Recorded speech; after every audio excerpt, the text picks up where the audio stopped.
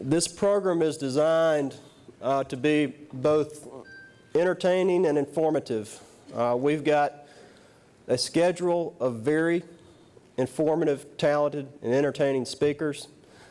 And the goal here is not to be too technical in the energy world, but more broadly to talk about energy's relationship into the economy.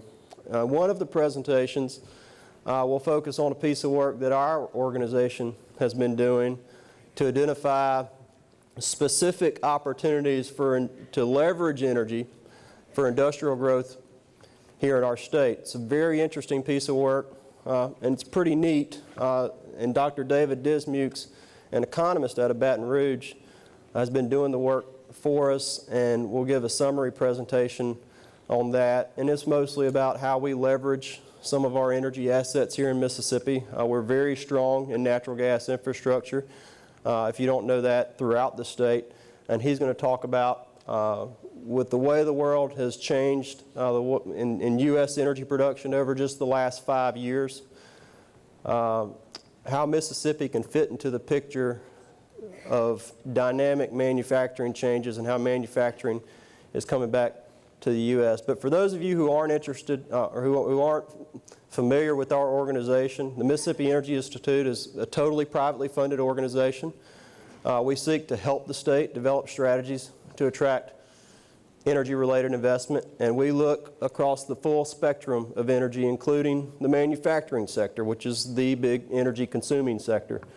But as I said, a big part of this program is for entertainment. We want it to be very informative, but we also want it to be for your entertainment, and that's why we have the speakers that we have, and that's also why we have somebody that I think all of you should know, Sid Salter, moderating the event rather than me. So Sid, welcome.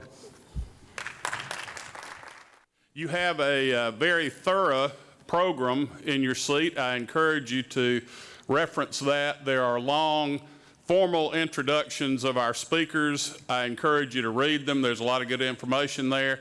In the interest of keeping this event moving on schedule, we will probably shorten those introductions a bit so that we can get to the meat of the coconut and actually let you hear our lineup of speakers rather than hear long introductions. So I hope you will indulge me that.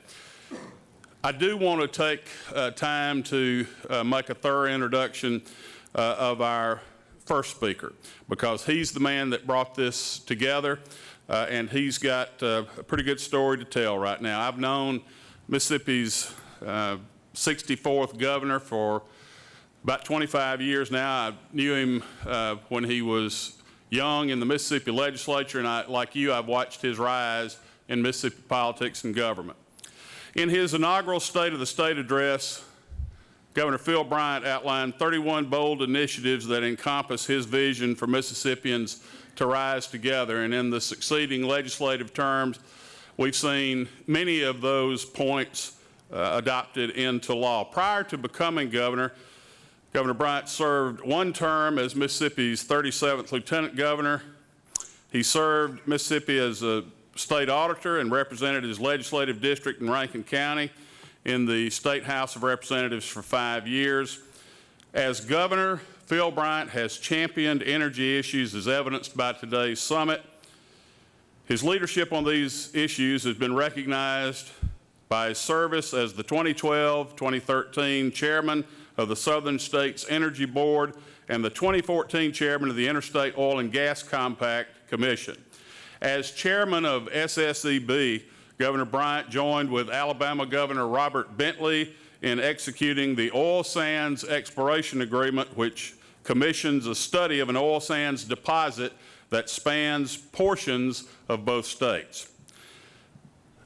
The Morehead native and former deputy sheriff earned an associate degree in criminal justice from Hines Community College, completed his bachelor's degree at the University of Southern Mississippi. He holds a master's degree in political science from Mississippi College, and before assuming the office of governor, Bryant served as an adjunct professor of government there. Phil and his lovely wife, Deborah, have 2 adult children, Katie and Patrick, and are active members of St. Mark's United Methodist Church in Rankin County. Prior to the governor coming to the podium, there is a brief video presentation, and then Governor Bryant will take the stage.